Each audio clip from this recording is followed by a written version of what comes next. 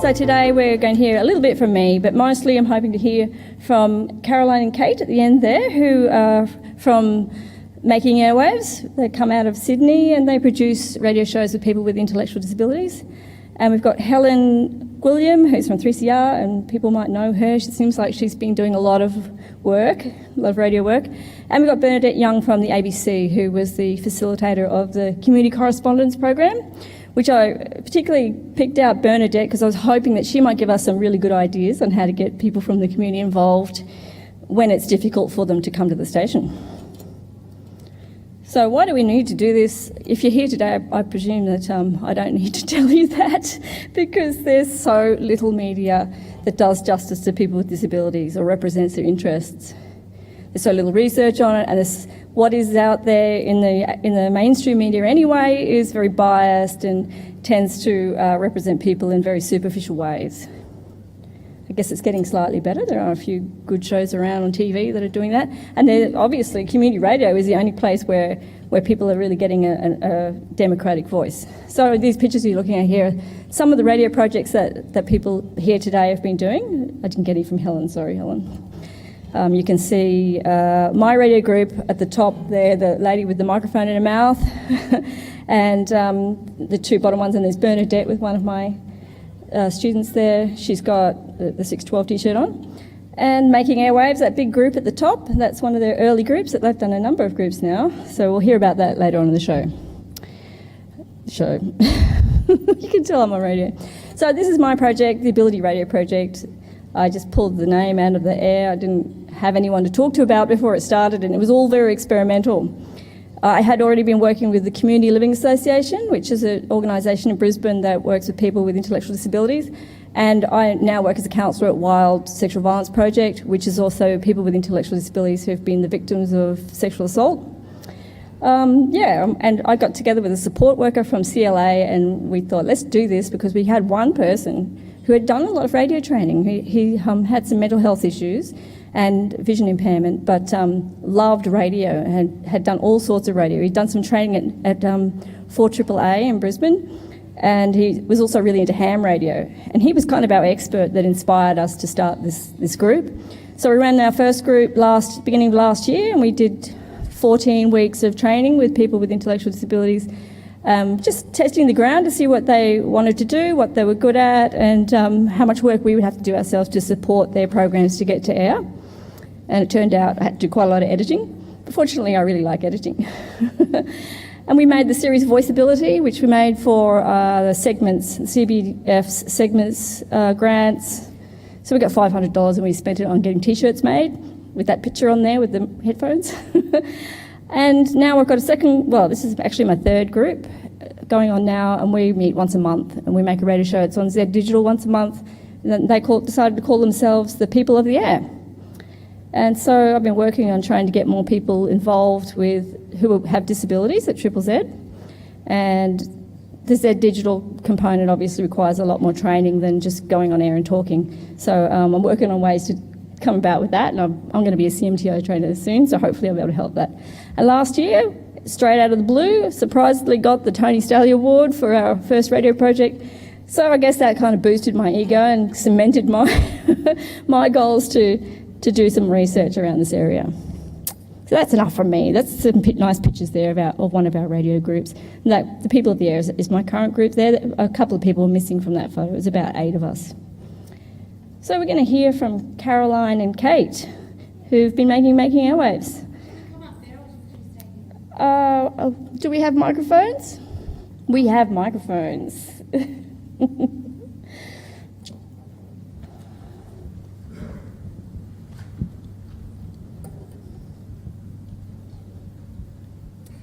So let's hear it for Caroline and Kate. Yeah.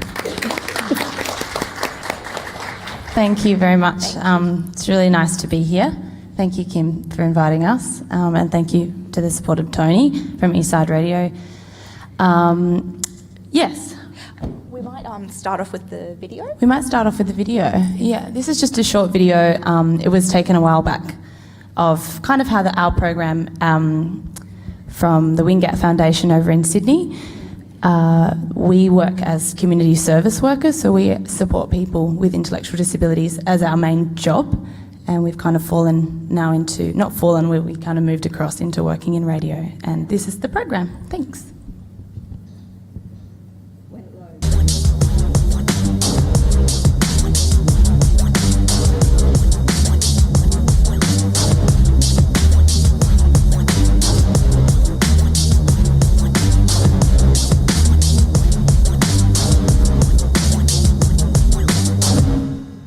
Making Airwaves with the Wing Gap Foundation takes place at the Art Cafe in Rosebery, South Sydney. The project is about learning to make a radio show, exploring story and themes through voice movement and improvisation. These newly learned technical skills are broadcast by the participants on local community radio on International Day of People with Disability. And back really loud.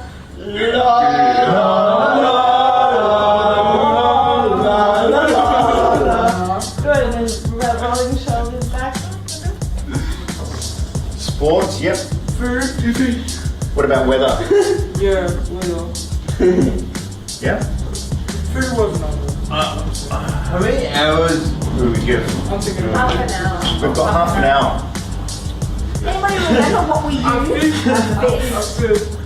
It's a big distance away from your mouth. I like to be DJ. Hello, my name is Sean. I'm here to learn speak on the radio. I want to do sound effects on the radio.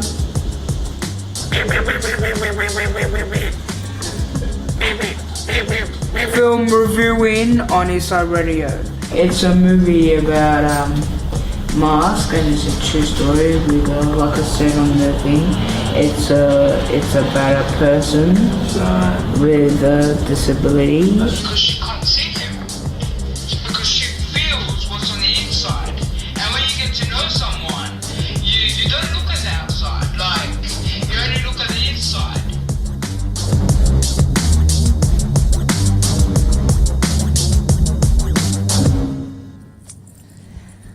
So that's a little video about our program that was made a number of years ago now. It's changed a little bit since then, but Yeah. we'll let you know. Yeah. So we feel that the benefits of having a program such as Making Airwaves, first and foremost, are for the participants themselves. They gain so much confidence from the broadcasts and having an opportunity to express themselves in the media. Often people with an intellectual disability are severely underrepresented in the community and don't often get a voice to express themselves. So the participants that we generally work with are not necessarily looking to pursue a career in radio, but rather having an opportunity to have a voice and say something that they want to say for the first time and be heard on a platform through radio. Often people with a disability are spoken for rather than allowing themselves to speak with their voice. And another positive outcome is for the listeners of the program. They're finally given a chance to hear a voice, stories and ideas that they wouldn't traditionally have access to. I know the listeners from the program get so much joy and get such an insight from hearing from the participants themselves, as opposed to being spoken about in a way that perhaps I am and we are right now. Unfortunately, none of the participants could make it up to Sydney, but we respect them and what they have to say so much because we get so much out of listening to them. So that's how we feel the benefits are. Yeah. And the program has come a long way since the video that you just saw, which was made in 2012, I think. We've been doing back-to-back shows for about 3 years. The program runs for 8 weeks and then there's a half an hour broadcast at the end of it. But it has had its challenges. One of the biggest challenges we face with the program is reaching a wider audience. We need more support from local and national community stations to get on board with broadcasting the show and promoting the program. And what we're striving to achieve is ultimately inclusion.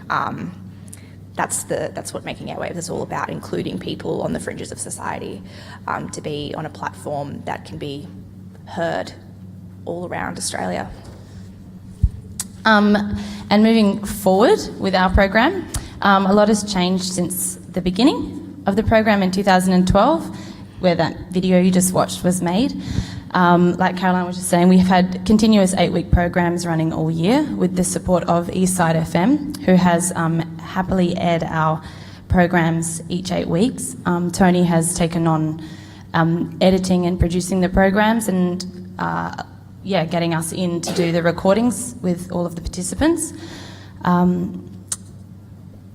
We now, in the past few months, have gained some funding, and we now have our own recording studio at the Wingate Foundation. So we're now doing all of our recordings in-house, which is fabulous. So that allows the participants to feel really comfortable in a space where they can record it. We now have learned how to edit, which has taken some time, but we're getting there. And we actually have a documentary that we've just created through the Radio National documentary series. National Features documentary National series Features with documentary, CR and CBAA. So, Tony Smith, so he started with producing the programs and editing the programs and all of that and airing them on 89.7 FM in Sydney. And now that we have our own studio, we produce it, but Eastside FM is really fundamental and important to making Airwaves program because that is our main source, our only source of being aired. So Eastside FM has really made it possible. Yeah. And also we're now creating podcasts, so they're shorter segments for the participants who can really focus in on what it is, like doing their own thing rather than being part of a bigger group. And they're much shorter, likely to be within 5 minutes or 10 minutes or however long it is that they want to talk, rather than it being a full half an hour program. And our aim is we'd like to see a larger representation of people with intellectual disabilities in community radio, which is what this is all about today. We hope that the doors will open wider for this often underrepresented part of the community. As we know, they have a lot to say. We hope that Making Airwaves can be part of the catalyst for this change alongside the wonderful people hosting this workshop with us today. We're going to be handing out some flyers later on. If you want to find out a little bit more, you can head to our Facebook page. We update it quite frequently. And if you have any questions, we're going to be around for the rest of the day. So we'd love to answer them. Thank you. Thank you. I guess I forgot to mention that my whole idea for being involved in radio with people with intellectual disabilities was also social inclusion. That sometimes other counsellors at Wild say to me, if only everybody in this group had just one friend. And so by running the radio groups, we've provided an opportunity for them to have friends because they don't have anyone to talk to, and so they tend to sometimes make bad friends. So this is an opportunity for everyone to talk about their experiences and in a safe environment. It's good that we have social workers there, I think, because the group I work with in particular have been through a fair bit of abuse, so that sometimes does come up. So we have to talk about that. But they just love the opportunity, and I let them lead the show, really. They decide who they're going to interview and what they're going to ask them. So we often ask questions like, what sort of pets do you have, and what music do you like? And it's always lots of fun, and we do this YouTube DJing thing because we don't actually get access to a real studio. So I take the portable studio. I've got a little portable studio in a suitcase, and we try to simulate a radio studio environment, I guess. I have a dream of turning our storeroom into an accessible studio, which was it one day. Anyway, what have I done with this slideshow? Is that right? Yep. Next up, we're going to hear from Helen, who's been at 3CR for quite a while and been involved in a lot of shows, I think, but I think that she can probably speak for herself. Thank you. Thanks, Kim. Thanks, everybody. Hi, I'm Helen Gwilliam. I'm a volunteer at 3CR Community Radio here in Melbourne. I've been a volunteer programmer and trainer there for nearly 10 years. I'm a member of the Committee of Management and also identify as a person with disability. 3CR, as I hope many of you know, is a radio station here in Melbourne which has been broadcasting since 1976. And it's committed to giving a voice to people who don't have meaningful access to mainstream media. And so throughout the past 40 years, consistent with that, we have prioritised programming by people with disability as we have with other groups who find it difficult to get their voices heard, as part of our commitment to social justice radio. The group you can see there up in the photo up on the slide. This is one of our longest running shows that focuses on disability and self-advocacy. It's called Raising Our Voices. It's a show presented by members of an organisation called AMIDA, which is focused on independence around accommodation primarily, but they also advocate around transport, abuse, escaping institutions, all of the things that have been social justice struggles for people with disability over the past decades. We've got a number of other shows that focus explicitly on people with disability and are produced and presented by people with disability. So we have a show called Brainwaves that's led by people from the Mental Illness Fellowship. We've got a show called Small Talk that's led by people from the Short Stature Association. We've got a couple of other shows that are focused on current affairs and music. And the consistent thing I think about programmes with disability at 3CR is that we're all self-advocates for our own personal rights and also collectively for the rights of people with disability, and that's really what 3CR, I guess, brings to that particular perspective on disability in radio.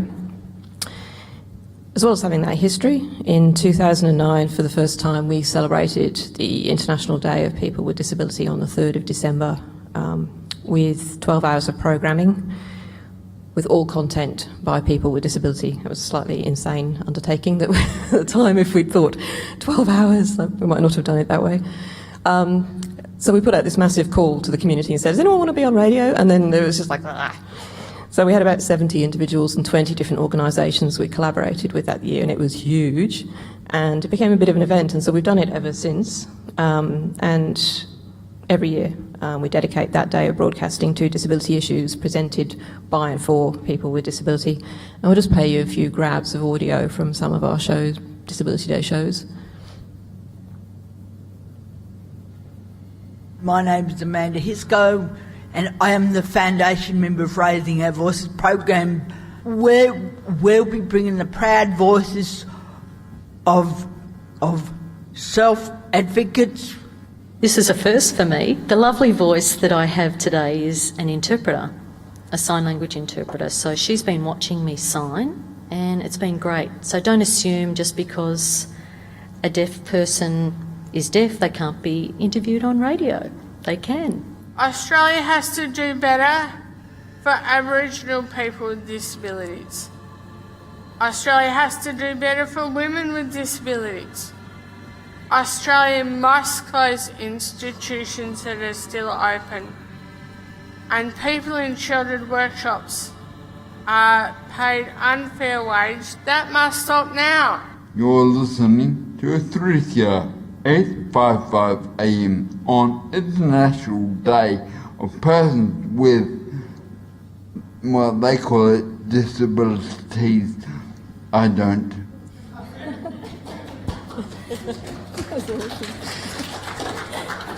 To give credit, that's Anthony. I love that grab. Yeah, so we've just moved to the next slide. So, I mean, that's kind of what we try and do. We try and give people their voice, but it is in the context of 3CR, which is really looking at social justice. And as other members of the panel said, it's really focusing about being heard in our own voices. It's not, unless it's with the consent of the person with disability, mediated through carers or support workers or family. It's really about our voice and what our concerns and our interests. One of the, there's a risk of doing a programme on the International Day could be kind of tokenish and a one-day-a-year event, and we try to avoid that. But one of the benefits of having an event-based drive to include people with disability is that, well, we found anyway, it's made disability issues much more visible in the station, just as general current affairs stories that should be covered, as musicians and performers and actors and poets and activists and people who are concerned about environment and housing and all that, the same as everybody else. It's really become much more accessible, I think, to other programmers without disabilities who see people around the station, have a chat and go, well, come on my show and talk about the things that we're both interested in. I think it's really not, it's not a difficult thing to just say we're willing. If you want to build inclusion and have more people with disability in your radio station, just say that you're willing. People will absolutely turn up and do it. You've got to be prepared, when the people do turn up, to let them lead the way and let them say what they want to say and do what they want to do. But that's really how it works. There's just a couple more pictures just to show you. So if you just move to the next one. That's Cameron, who was a bit of a star of one of our broadcasts. He's every bit the bass player and too cool for school, and just kind of ruled that particular session. And so we get a lot of music performers. It's a very big music disability network in Melbourne, and if you tap into that, that's an enormous source of just fantastic programming.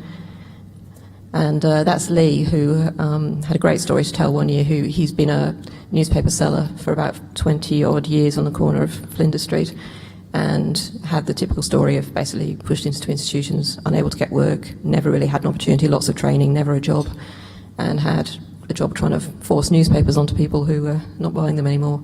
So he had a great story to tell, and you can always find those people if you say, we want to hear from you. So that's it for 3CR. Yeah, another celebration. So lots of music also helps. There's lots of ways of reaching out to the community that way. Thank you. Next, we're going to hear from Bernadette Young. Back in the beginning of the slideshow here, I'll just go back. This lady in the middle here at the top is Alicia, one of the community correspondents that Bernadette's worked with, and I guess you'll talk about her at some point. I'll just go back. I should have fixed that one up. Yeah, definitely. I'd like to start generally by talking about the ABC as a whole. A couple of things that we do, as the ABC does, I probably shouldn't say that I am the ABC, to accommodate staff members who might have disabilities. We are lucky compared to many community radio stations that we do have a lot more funding than most community radio stations. So we have been able to have things like movable desks, so that if people use wheelchairs, they can lower their desks and still work like the rest. And even our panels in our studios can be raised or lowered, so that if you have a presenter or guests in wheelchairs, then they can still panel their own programs. We do also have a staff member in Brisbane who isn't terribly mobile. He doesn't use a wheelchair, but he isn't able to walk long distances, so he gets around the office on a Segway, and we have specific Segway parking zones all across the building for him to park his Segway and zip around on that thing. So those are a couple of things that, every station can accommodate people with disabilities. If you think about it, yes, sometimes they will require a bit of money, but some can be quite cheap options. I wanted to talk specifically and use an example of a video of a fantastic journalist in Triple J in Sydney called Naz Campanella, and I think this video just shows really nicely what you can do if you're a bit innovative to include people in your staff or volunteers within your organisation that initially might think, oh, that's too difficult to do radio. In her instance, they made some accommodations and rejigged the technology, and I think it's really innovative what they've done.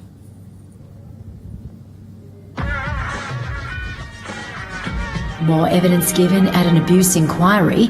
The voice is calm and confident. G'day, Naz Campanella with Triple J News. But what Triple J listeners across the country don't know is that this newsreader can't see one word of the script she's delivering. 24-year-old Naz Campanella is blind. The federal government's decision to scrap the promised increase. Not only that, she can't read Braille. So Naz Campanella presents 3-minute news bulletins on the hour by listening to an audio translation of copy through her headphones. The senior New South Wales policeman who blew the whistle on... And then repeating what she hears. The senior New South Wales policeman who blew the whistle on allegations of a cover-up of child sexual abuse has admitted he lied to colleagues because he was suspicious of their motives. I am reading about a second or two behind. It's hard because the speech program has an American accent and it's a sort of computerized voice, so there's that to contend with, and it pronounces things sort of incorrectly most of the time. She doesn't just present the bulletins but produces them as well, operating the panel with the help of strategically placed Velcro dots while listening to 4 different streams of audio. In the headphones I can hear myself The federal opposition leader says I can hear the speech program telling me what to say. The federal opposition leader says he expects... I can hear the audio grabs that I have to play on air. In the end, they all understand that we're a team. And then on top of that, I can hear a clock 1 minute. telling me how much time I've got left to go. 10. It's fine. So I think, most of us in radio think that we do a pretty good job and can, deal with lots of difficulties, but having 4 streams of audio in your headphones all at once, I couldn't do that. And so similar to that grab just before, people call it a disability. Nah, she's doing more than what most of us in this room could in that very specialised field. So I wanted to move on to talk about the Community Correspondent Program, which is what Kim spoke about and the main reason why I'm here. So Community Correspondent is a program that the station I work for in Brisbane, 612 ABC Brisbane, which is ABC local radio, has been running for almost 3 years now. And essentially it's a sort of citizen journalism project where we get people from different communities to tell their own stories, and we broadcast that on ABC local radio in Brisbane. So people from different communities, such as different geographic areas, so different places around the Brisbane area, but more importantly, different, demographic communities, so Indian, Aboriginal and Torres Strait Islander children, transgender, LGBTIQ, but also people with disabilities, and we've had 2 community correspondents covering the area of people with disabilities. One, Alicia, who was the photo up there, who has Parkinson's herself, and another lady who was the carer of a daughter with very severe disabilities. And so the whole program, it didn't just cater specifically to people with disabilities and giving them the voice, but it catered to giving the voice of all people from all communities whose voices aren't heard on mainstream media. And that's the whole ethos of the program. And so I coordinated that program for 2 years. And in the approach we took to give people from non-mainstream groups who identify, in different communities, and getting them a voice on air, we did a lot of things to enable that. So we did a lot of training in basic radio skills. But I think the important thing to think about is that what we did is make sure that there were different options for everything, so that no matter what needed to be done, there was a different option that might work for different people. So if people weren't able to come into the ABC buildings for training, whether it be because they had mobility issues or just because they worked or had children to look after if they were single parents. So I recorded all of my training sessions and I put it online as podcast forms. Simple things like that. And the way that they submitted their radio stories to go to air, they didn't actually come into our studios to do it. They used their smartphones. Basically, most people have smartphones these days or can access them, or very cheap audio recorders. And they uploaded them to things like SoundCloud or Dropbox and sent them in that way. So it enabled them to do their interviews or tell their stories at a time that suited them, at a speed that suited them, and in a way that suited them as well, so that there was no barriers in that way, or very few barriers in that way for people to get involved and tell their stories. Just more broadly as well, a couple of tips that the ABC generally uses to enable other people to be involved in our general radio broadcast, aside from the Community Correspondent Program. There are some great ways to use technology to enable people to be involved in your station. We have a Comrex kit, a portable broadcast sort of tie line unit, but cheap phone apps like Report It, people can download onto their phones, and it enables you to get studio quality broadcasting from anywhere where there's a 3G or 4G connection. Many people will already be using that kind of technology, but some community stations might not have thought to invest in that kind of thing. One way that we use that is we had a guest who's a quite a high-profile Paralympian, Carney Liddell, and we interviewed her a few weeks ago. Wanted to get her in studio to get that studio quality, but she was pregnant and couldn't come in. She uses a wheelchair, so we actually sent our reporter out with the Comrex unit, had her sitting at home in her lounge chair, and did the interview that way. And that's just an example of being able to get, even if people need to be wanting to be presenting shows but can't come into your program, you can either get that technology out there using that kind of thing, or using their smartphone, installing home studios. There are lots of options for you to make your studios more accessible for guests and for presenters as well. And the last thing I just wanted to say is, to get more people with disabilities involved in your station, you need to make it accessible before they join, not when you have somebody come to you and say, hey, I want to volunteer, because you're going to turn a lot of people off. I remember when I started at 4ZZZ, I think it was, I don't know if it was the whole studio, but at least the toilets weren't accessible via wheelchair. Of course you're not going to get any volunteers of people who use wheelchairs, because they can't use the toilet in the station. Eventually that got fixed and was made wheelchair accessible, but you need to be starting to think about these things in your station before you get people involved. Otherwise they're just going to turn away and go elsewhere, and you're not going to get that engagement, even if you want to, even if you put the call out, because they literally are barred from participating. Thank you. So let's hear it for Bernadette. I was hoping now that we might open up the floor to questions, and I also have some questions that I want to ask people in the audience. So Andrew here has the microphone. Does anybody want to ask a question of our panellists? We've got somebody there, Andrew.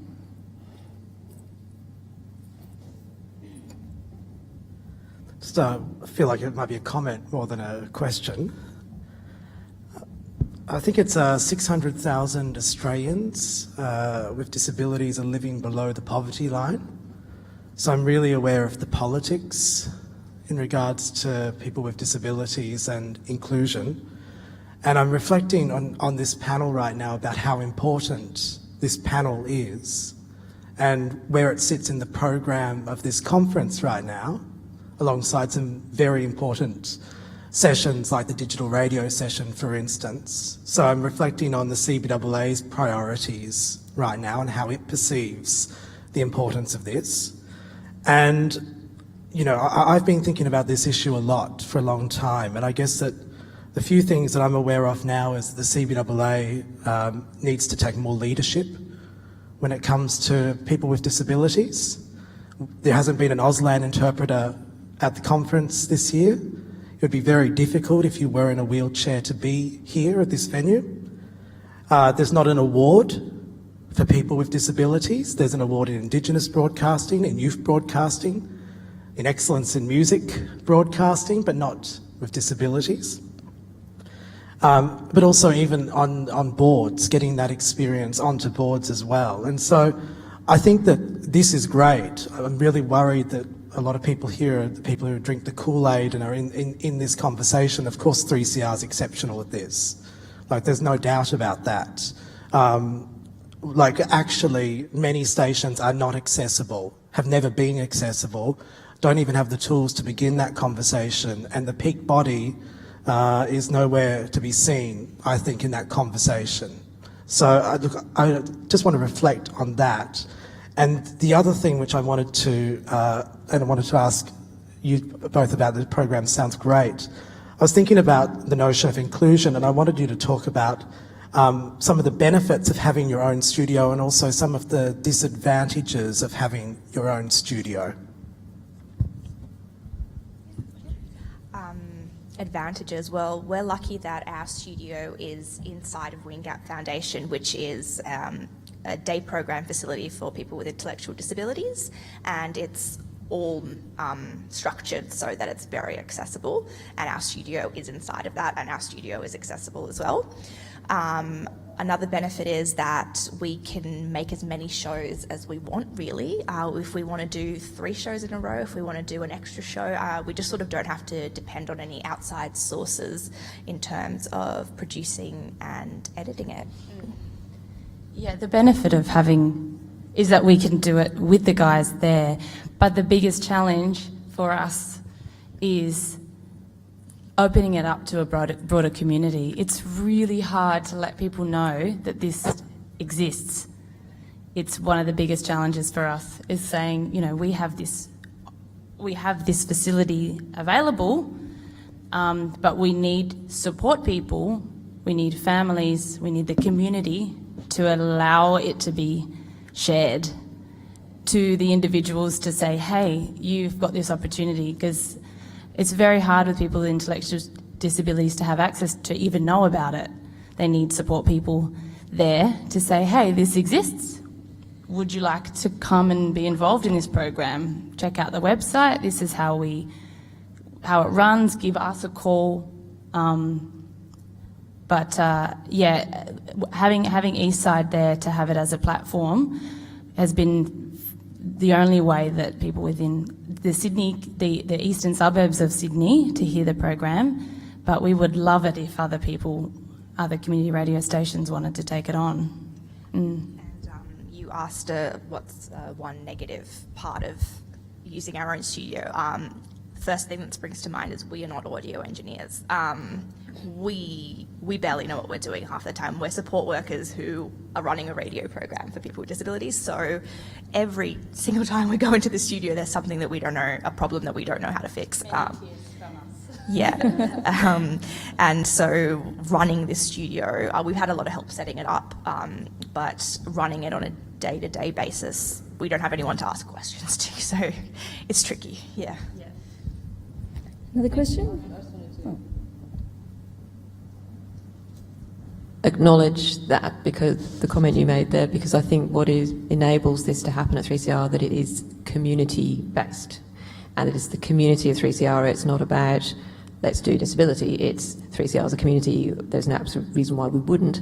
And so some of the nuts and bolts issues around access are in some ways, even though we also run off the smell of an oily rag, more easily fixed because you put the word out to a very long-standing community and people will turn up and do something. So I think it does come back to creating the community around it that will make it happen. If you're community radio, there must be a community that you're building who is willing to come and put in their hard yards, I think, and you should put the hard word on them. I actually have a comment to make about that too, because I don't have a studio, and we do our radio projects in wherever we can find a room that's not near a train line or something like that, and I have to carry it around in a suitcase. So there's a lot of onus on me to be providing everything and doing a lot of the work, which is not sustainable, I think. I can't have a day off because I've got to be there to manage all the tech, and I'm not very good at that anyway. So as much as I love 4ZZZ, I think that, like you say, with the CBAA, it's not a priority at ZZZ either. And we've only, how long have we been around? 40 years. We only got a wheelchair ramp a couple of months ago. So that's how long it's taken.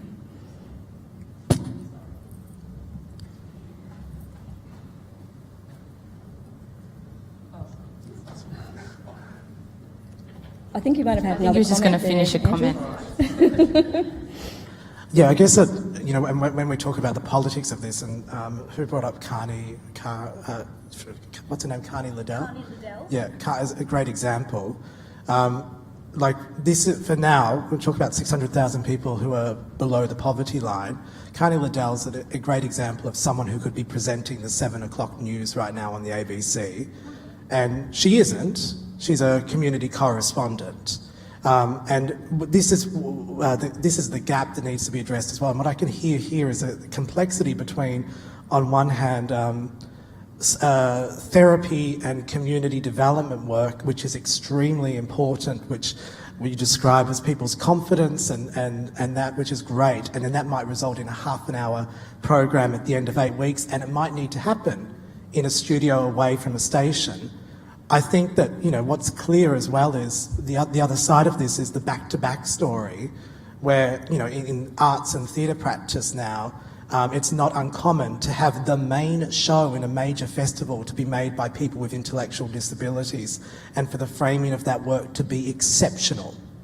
And I think that, again, this is what community media needs to demonstrate some leadership around this, and what you've described with 3CR is great, and both things are valid, but we need to have a much deeper conversation about how we achieve deeper outcomes on both ends, because it's going to be us who shifts the mainstream on this. It will be community media who will produce another Carney Liddell, another Stella Young, the type of person who could be seen on the 7 o'clock news, and that's really important for people with disabilities. Yeah, thanks. Can I just really quickly clarify? So Carney Liddell isn't a community correspondent. She was a guest on our local ABC local radio program. But funny you should say that. She actually has been an ABC local radio paid presenter before. Now I think she works for commercial radio in Brisbane, so she's sort of fallen off our books a bit for that. But no, definitely. And speaking from, I guess, the mainstream media background that I have in ABC, that it's actually not a huge priority for us in terms of diversity, and it's interesting you should say that you find that that's the same thing in community radio, that within the ABC there's a push at the moment for diversity within gender, within cultural backgrounds, within Indigenous people, when you're talking about staff, and as well talent and story topics, but that actually isn't our priority at the moment. And so it's interesting that you've noticed that there's a similar, it's just not the priority here within community radio as well, so that's an interesting perspective. Thanks.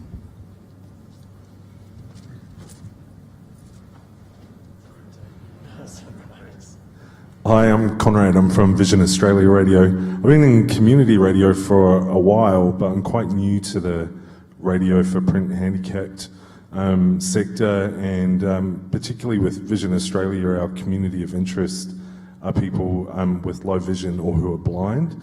One of the things that really has surprised me since I've been with Vision Australia for the last 6 months is the very, very, very, very small amount of people from our community of interest that are presenting on our airwaves across the network, and that's right across RPH stations as well. There's a real lack of representation even at this conference from people from RPH, and while that's obviously it is everyone's choice to be here, I am interested to go back and find out why that is.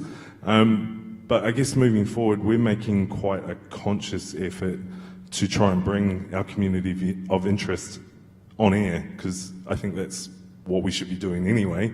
There is a little bit of resistance to that in some areas, and I think a lot of that has to do with a perception of it being too hard.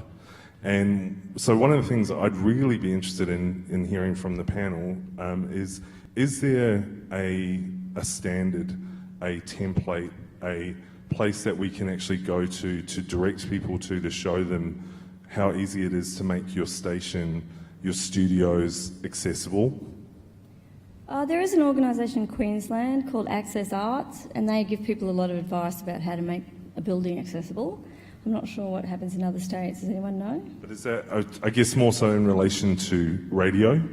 The technology or the whole training. thing. I think the studio environment is so specific. I'm really looking for some guidance on that. I've reached out to other stations and I've got bits and pieces, but I can't seem to find a central point. I'll show you something that I have in mind. I don't think we're going to have time to do this because we've got like 8 minutes to go. But I've set up this website, the Community Radio Inclusion Support Project, where I'm hoping to have a place where everyone can come and contribute their information about what you're talking about, what technology exists, where you can get it, where you can get training for people with disabilities, how to make your station accessible, and that it's only got a few things on it now. Also, content people have produced, what shows are out there, and hopefully form some kind of collaboration between people and stations that are doing this. So I've got a list out the front there if you want to put your name down and you'd like to contribute to this project. And I've also talked to Emma Couch, who said that the CBAA might be able to put some resources into this. So that would be really great if that happened. But like you're saying, you have to look hard to find that information. I had to train myself in the shortcuts for using Audacity for a person with vision impairment. I'm not very good at using it that way, I might add. Yeah, if I can just jump into that, I think it would be great to develop some kind of list that everybody could share of technologies for different types of needs and access. I think you will find it's very tailored. A lot of the stuff that we have done, 3CR, particularly people, programmers with low vision, is very much tailored to their level of vision. So we've got screen readers or larger keyboards and braille notes on the panels and things like that, but it does depend very much on what that person does and how much they use that studio. So you're welcome to come around and have a look at that anytime if you want to. But I think it is very tailored, and I think some sharing of that would be incredibly useful to develop some standard around it. And I guess, I listen to the kind of it's too hard, and frankly I've got no patience with it at all.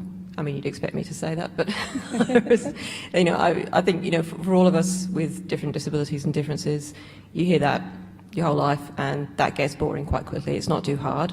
Just try or listen, maybe. And, because most of the time we're pretty adaptable. We'll get on with it. So I think, you've really just got to be willing to work with that person to start with and then build the community of knowledge and share it. It's probably the best thing we can do, but you've just got to expect to get in there. I don't think we can say it's too hard to anybody or accept it's too hard from anybody else, because it's just not. One last question. We've nearly time up, so. Sorry, I've forgotten your name from That's Helen. 3CR. Helen. My name is Stella. I'm at Vision Australia Radio as well. So do you think people, especially with 3CR or anyone else who might know, were people that you have who have a disability, when they came to 3CR, was there a kind of a call out, or did they go to 3CR because they knew it was a place they could go to? Oh, to be honest, I think both happen just over time. There's a lot of community networks with 3CR because there's so many volunteers who are involved in all sorts of things. So I think both happen. There's a short answer on that. I think that the call out helped us build things for for a newer generation as much as anything else. But it's been going on for years.